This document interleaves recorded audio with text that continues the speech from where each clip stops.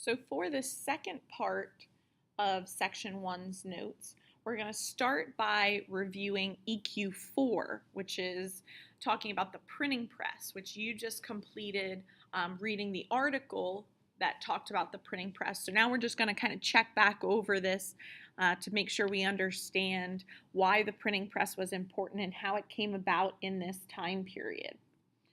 So one of the things that is important for us to note, just kind of as some background information, was that the printing press at this time period, people were very inspired and interested in Greek and Roman things. Specifically, they were interested in a lot of the texts, the writings that were done by Greek and Roman scholars, people like Aristotle, Ptolemy, Archimedes, and they wanted to kind of learn from them. However, access to these texts and writings was relatively limited because of the fact that most of them were housed in libraries, oftentimes in Italy or Greece. So if you lived in Germany or England or France, the likelihood of ever getting to see a text like that was slim to none. So because of that, what we saw was a need for a way to reproduce text and writing a little bit quicker. And so that leads us to this guy, Johannes Gutenberg. And Johannes Gutenberg was the person that developed the printing press. So make sure on your graphic organizer that you have his name written down as the who. And Gutenberg created his modified printing press in the 1450s, specifically the year 1455 CE. That's our when. And our where was that he created this in Germany, or what was the Holy Roman Empire at that time. So Germany, Holy Roman Empire was the where. So Gutenberg created a modified printing press. What I mean by modified is that he took a technology that was already kind of in existence, which was what was called woodblock printing, which had been made in China, and he modified it. So in the Chinese version, what they did, if you're looking at the picture up there, is they would take a big piece of wood, and then they would carve on it and cut out so that you would have all the series of characters, which is their version of letters, and then you would ink the piece of wood and turn it over and basically press it in the press, and it would come out on the paper, the parchment, and you would have a full page of text, of something to read. But the problem with that was that these wood blocks, oftentimes, if you made a mistake or there needed to be something that would be changed, you'd have to basically start over and scrap the entire block. The blocks, frequently from being inked, would split and crack, or they were hard to store. So the woodblock printing was not the best approach. So then Gutenberg decides, well, how can I make this so it would be a little bit better? So what was innovative about his particular printing press is he used a technique that we call movable type. So under our box it says, why was it innovative? Because it used movable type. And what was significant about the movable type is it, and I would write this down, allowed for individual letters to be put together to make individual words. So what they could do is each letter would be its own little piece, and then in the grid you could just lay out all of the letters that you needed, and then as you were putting the paper and things on, you would print your copy, and then if you needed to change it, you could just take all the pieces out of the grid and put new pieces in. It just made it so much faster and easier to use, as well as more kind of efficient and effective for its purpose. So the movable type was incredibly innovative, and what is made Gutenberg's model the more kind of desirable model to use. So what Gutenberg does is he basically starts to print large numbers of books. And the first book that he is going to produce and kind of mass produce in that time was a Bible. And so this is frequently referred to as what we call the Gutenberg Bible. So under what was its purpose, we want to say printing multiple copies of many different types of books. And then under that, I would write first book was Gutenberg's Bible. And that is an image of what Gutenberg's Bible looked like from that time. And there are a few copies that are still left. They are incredibly valuable as a historical artifact today. And they were relatively still limited in that time, but it was the concept of owning something like that was considered of great prestige. So with Gutenberg's printing press, that is going to kind of revolutionize society and have great effects and impacts on the society of that time period. So some of the things that we want to note that it did of significance is we want to say that first and foremost, it's going to increase literacy, that term up on the screen for you, increase literacy, which means the ability to read and write. Increase literacy, the ability to read and write amongst all social classes. Amongst all social classes. So now we see more and more people being able to have the ability to learn to read and write because books are more readily available, and people were interested in that time in learning that skill so they could read these new books. So we definitely see that as a great impact. So that's one. The second thing that we want to note is that books used paper. Books used paper instead of parchment, and the term parchment is up on the screen for you.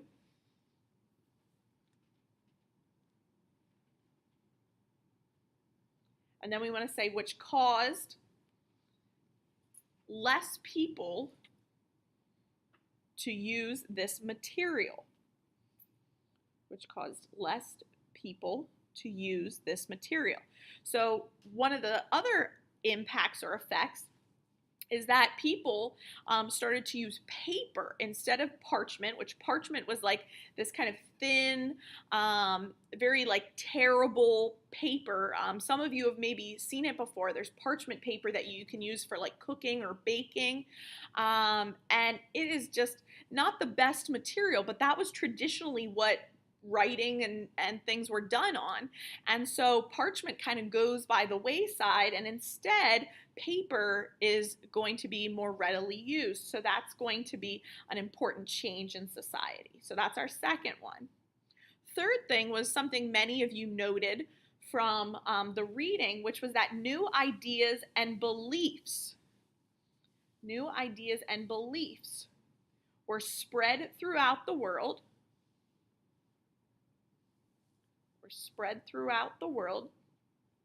Which would spark many changes.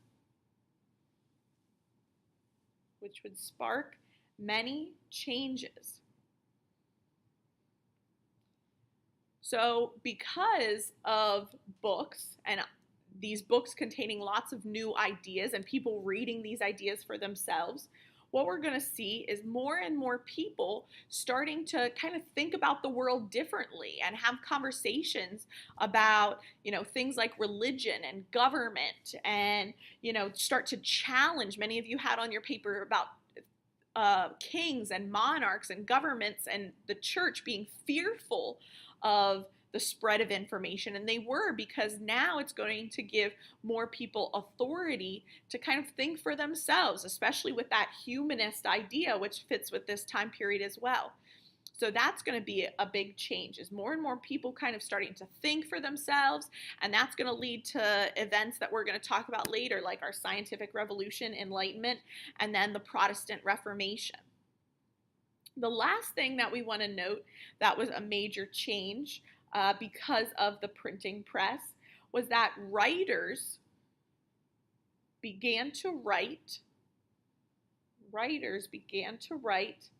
in the vernacular. That term is up on the screen for you, in the vernacular. And what that simply means, you might want to put this in parentheses, is the spoken language of an area. Spoken language of an area. And then close your parentheses. And then because of this writing in the vernacular, we want to say causing the fading of the Latin language. Causing the fading of the Latin language. So at first, people were printing these books all in Latin because that was the language that everyone wrote in traditionally in that time period. Well, as more and more people are gaining the ability to read, they start to say, you know, why are we writing in Latin, but then we're speaking English or French or German or one of these other languages? It doesn't make sense. So what they did is they decide, well, then let's just write in our local languages. So the people in England start writing in their English language. The people in France start writing in French language. And what we see is more and more people kind of reading and writing in their own languages, and that means in turn less people reading and writing in the Latin language. And we talked about how the Latin language is a dead language, and that's really because of this, where it becomes kind of unnecessary then, so it kind of loses its purpose. So we see that kind of disappear and go away in this time period. The last thing that I would like for you to note on your paper here with EQ4 is about some of the popular books that they had during this time period. And these are some books that are still very well known in society today. So the 3 books that were popular in this time period included texts like Machiavelli's The Prince, Dante's Divine Comedy, and lastly, Chaucer's The Canterbury Tales. And so those 3 pieces of literature were very popular in this time period as kind of new, books and things that people were interested in reading. The other popular type of book in this time period were traveling memoirs, things about traveling to different worlds, especially people that had written texts about their travels to Asia, including like China, India, those parts, the Middle East, Africa. People were very intrigued about what it would be like to be to those different places.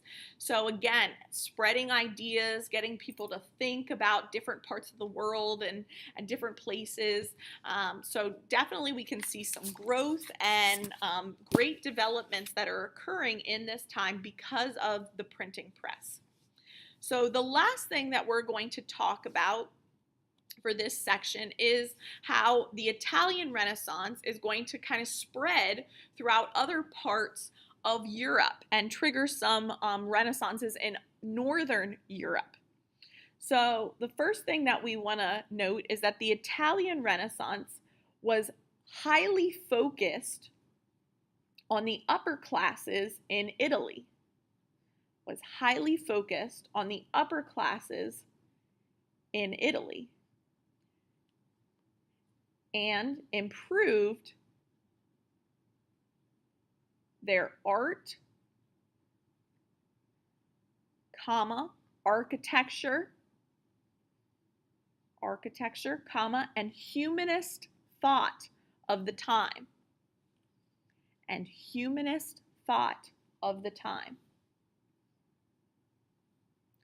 So Italian Renaissance, we talked about that in section Part 1, very focused on the upper classes in Italy, and it was improving much of kind of the culture and artistic styles of that time.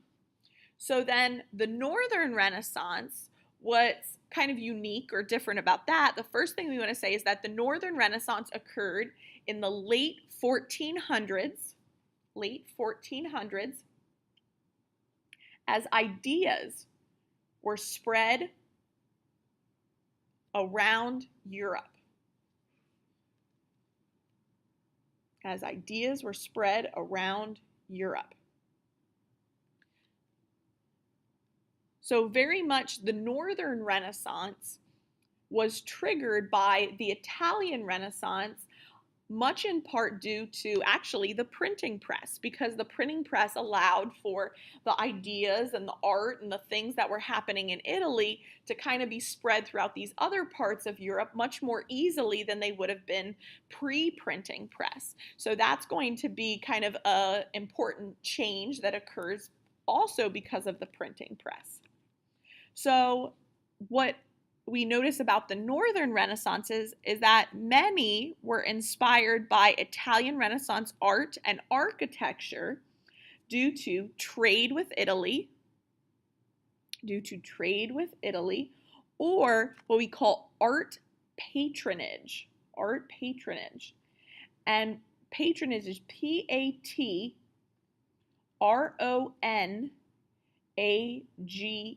And what that simply means is that people would sponsor the creation of this art. And so, for example, the King of France at the time was very intrigued by a lot of this art that was being done in Italy. And so he paid for some of the artists to create pieces that then he could have in France and keep for himself. So that would be making him an art patron, somebody that sponsors something like that. So by comparing these two different artistic movements, especially when we talk about the art, there are many differences kind of between them. When it comes to Italian Renaissance art, some of the things that we want to note that were unique about this art, so in your little charts here under Italian Renaissance, we want to say that this focused on stories from the Bible or Roman/Greek mythology. Focused on stories from the Bible or Roman/Greek mythology. Those are two common themes that we'll see more in our next next section. Second thing would be used bright colors. So Italian Renaissance art very much employs brighter colors. And then the third thing was focused on emotions and the natural world. Focused on emotions and the natural world. So then by contrast, Northern Renaissance art is a little different. So let's talk about what sets it apart. So for the Northern Renaissance art side, some of the things we want to say is focused on events of everyday life. Focused on events of everyday life. Second thing is that it was highly detailed.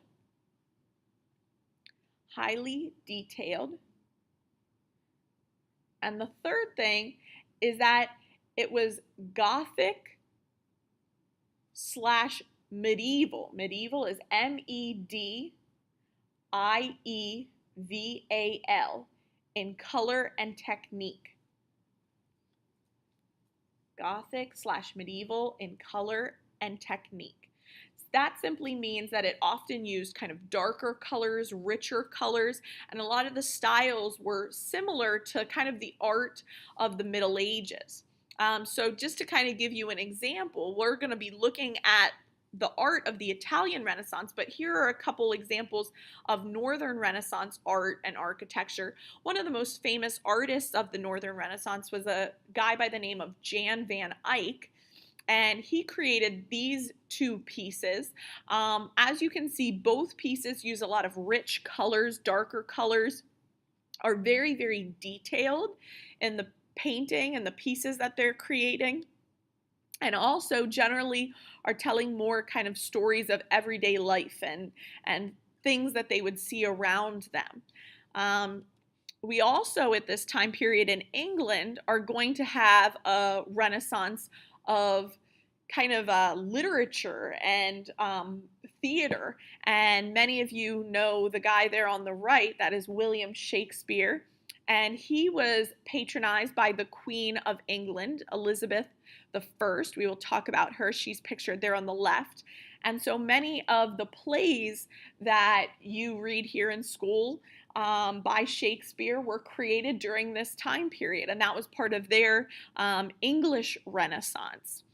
And then we also have here some pictures of some different Gothic kind of style cathedrals that were created at kind of the tail end of the Middle Ages, beginning of these Northern Renaissances, where they're starting to use those types of themes and ideas as well to kind of embrace the culture of this time.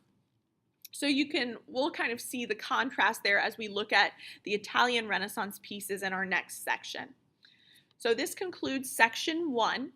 So what you should do is bring your notes up to me in the front. I'm going to check them off for part 2, and then I will give you your section 1 quiz to complete using your notes. Once you are done with your section 1 quiz and you've checked back over it and filled everything in, then you want to bring me the quiz up to the front, and that'll again get checked off that you are done. And then you can proceed to section 2 vocabulary notes to start the next part.